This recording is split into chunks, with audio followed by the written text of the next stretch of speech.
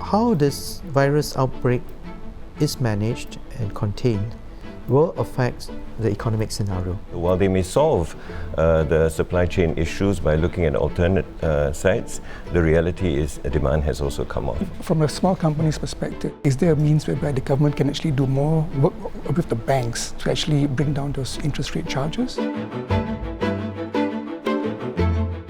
Good day and welcome to this discussion in this roundtable on Budget 2020. How do you compare this crisis with, for example, the global financial crisis or the Asian crisis? During my budget statement, I made the point that it's important for us not to fight the current war based on the lessons of the last war, because every crisis has similar element to other crises, but it also has differentiating factors which we have to take into account. How this virus outbreak is managed and contained will affect the economic scenario. And of course, the other major factor is how will the US-China trade conflict and technology conflict and the broader strategic competition be reshaped by this outbreak of the virus? Because I personally feel that when you are dealing with a global pandemic, you need a global response, you need global cooperation. It cannot be that I just safeguard myself. We will have to help one another in this. So I've been monitoring our global financial market movements very closely. And I think uncertainty has grown significantly and sentiments have fallen. And that in turn is affecting investments, it's affecting consumption, and it's affecting the linkages across the economies. I think the situation today is worse, and that is a reason why since about 10 days ago we've started working on the need for a second package to stabilize our economy and to emerge stronger from this. If the COVID-19 situation becomes worse and its economic effects get magnified, you have the will and the resources to do more. So do you think the time has come for you to do more? And if so, can you share something about what it would be? So first, in terms of the support measures, topmost concern, of course, is our workers. Because if our workers can keep their jobs, then the consumption can resume and life can take place as normally as possible.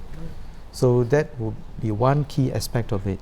And two, our small and medium enterprises, in that how can we support our small and medium enterprises to make use of this downtime to really strengthen their capability and at the same time to tide over immediate short-term difficulties. If you could just give us your wish list on what you would like to see in terms of additional measures. We should look a little further and encourage companies to do some hiring, increase their hiring at this point in time. Indeed. From a small company's perspective, interest rates are still pretty high compared to those given to bigger companies. So it impacts on the cash flow issues.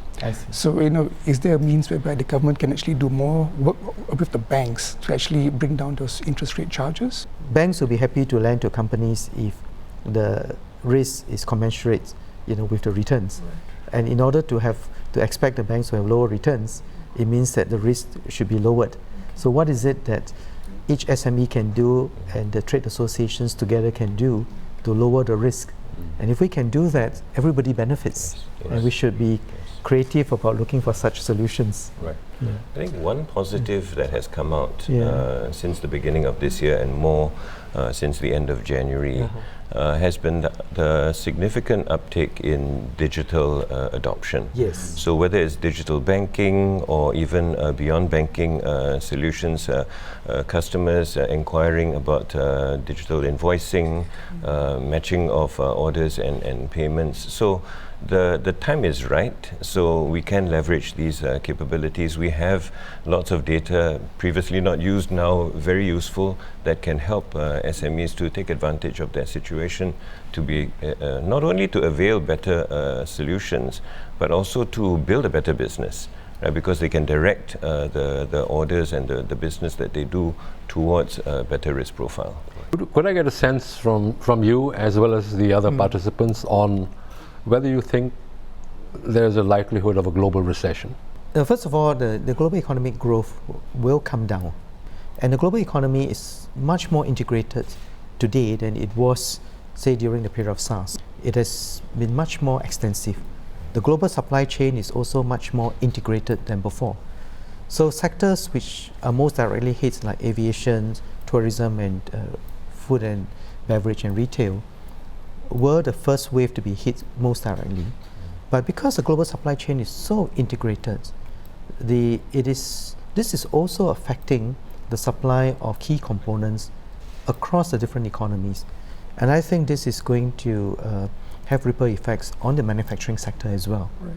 And it's also now becoming a question of weakness in demand. So while they may solve the supply chain issues by looking at alternate sites, the reality is demand has also come off. So it is now going broader and going deeper. And thank you, gentlemen, for a wonderful discussion.